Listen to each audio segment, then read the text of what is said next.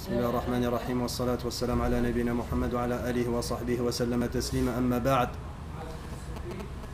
اللهم اشرح لي صدري ويسر لي أمري واحلل عقدة من لساني يفقهوا قولي يقول الله تعالى الله dit في القرآن وهذا ذكر أنزلناه مبارك.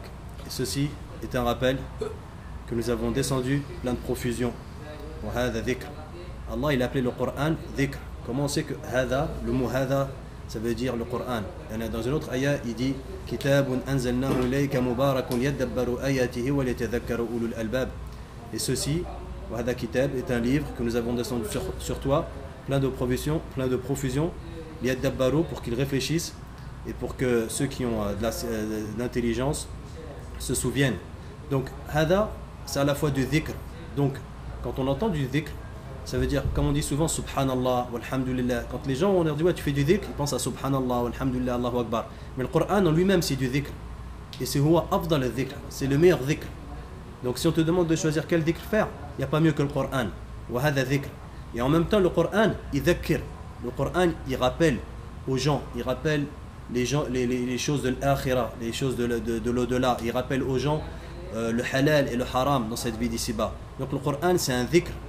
C'est un dhikr en lui-même et c'est un dhikr car il dhakkir, car il rappelle aux gens les choses de la vie d'ici-bas et de l'au-delà.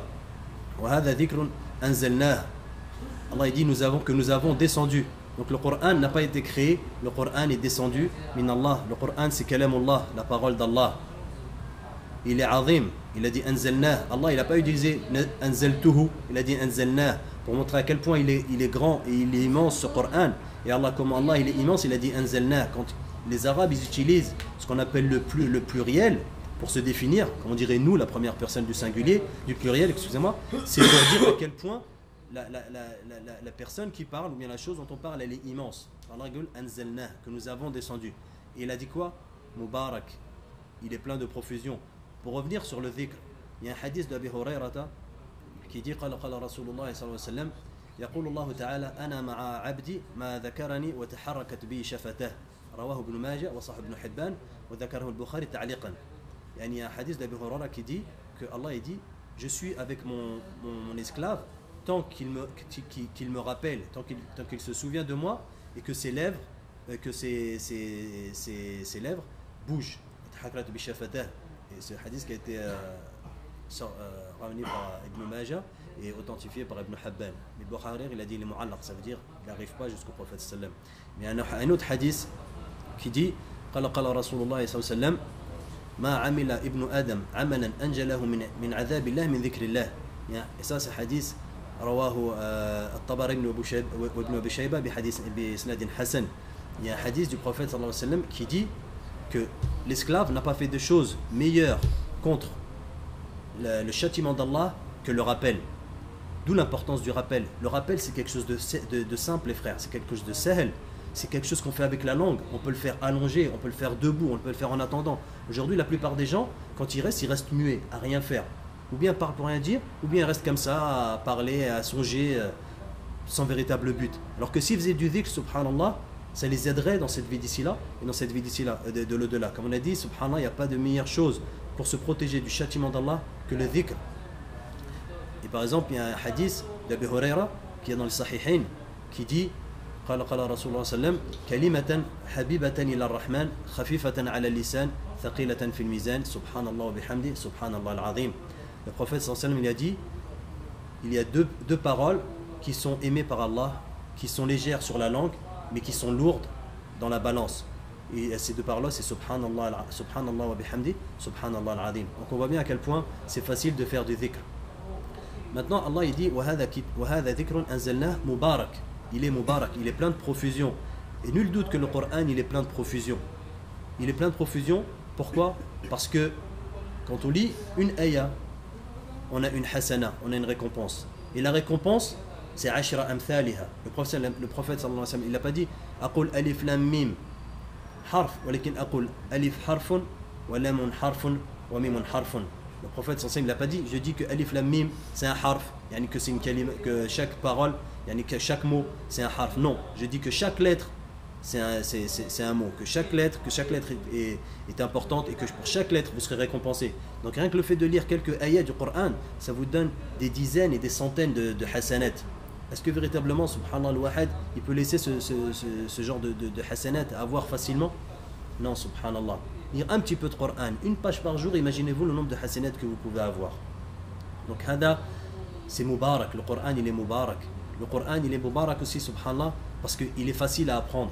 Il y a beaucoup de pages, mais il est facile à apprendre. Allah dit dans le Coran, il y a quelqu'un qui se souvient de la ayah, j'ai oublié, ça va me revenir.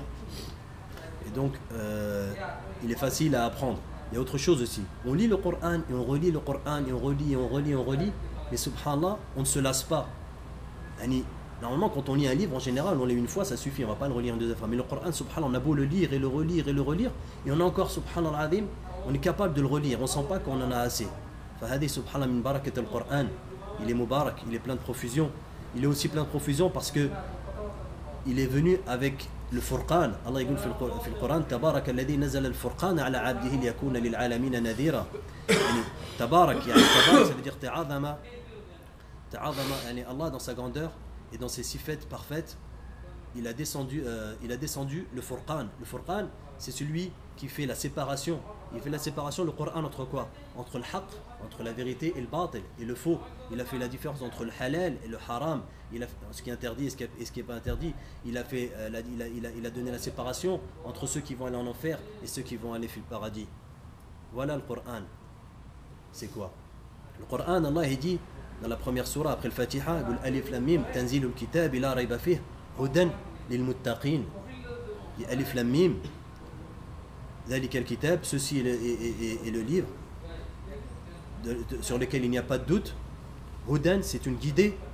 Pour qui? Pour ceux qui ont la piété, ceux qui ont la crainte d'Allah. Donc le Coran, pour qu'il soit une crainte, pour qu'il soit une guidée, il faut que la personne ait la crainte d'Allah. Et comme on a expliqué, la crainte d'Allah, c'est par les œuvres. Wallah, il dit dans le Coran, Inna fi dhalika la dhikra liman kana lahu qalbun aw alqa as-sam'a wa huwa shahid. Donc Allah il dit dans le Coran, Inna fi dhalika, yani dans le Coran, il y a du dhikr, il y a un rappel. Liman kana lahu qalbun, pour celui qui a un cœur vivant. Pas un cœur mort comme les mécréants. Les mécréants, ils ont beau écouter le Coran, le cœur il est mort. Donc c'est comme si le Coran il parle à un mort, ou bien vous parliez à un mort dans sa tombe. Il ne pourra jamais répondre, il ne pourra jamais rien faire. Il est mort. C'est la même chose. Quand le Coran il arrive sur un cœur mort, il est mort. Il ne va jamais avoir d'effet. Donc le Coran, c'est un rappel. C'est un rappel pour cette vie-ci, un rappel pour la vie de-delà, pour celui qui a un cœur vivant, ou bien ou bien celui qui écoute en étant attentif. C'est pas celui qui écoute le Coran en étant inattentif, c'est juste un bruit de fond. Non, celui qui écoute le Coran et qui écoute ce qui est dit, c'est un dhikr, c'est un rappel pour lui.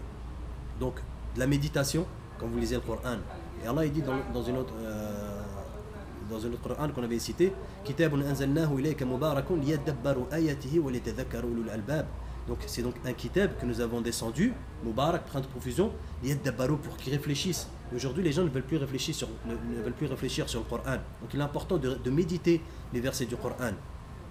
Et pour que ceux qui ont un cerveau et une intelligence se souviennent. C'est aussi le Coran. Nous avons dit que c'était Al-Furqan, celui qui divisait. C'est aussi, subhanallah adim, un des grands moyens pour combattre l'obscurantisme et pour combattre le batil, la fausseté. Allah dit dans le Coran, وَجَاهِدْهُمْ بِهِ جِهَادًا كَبِيرًا.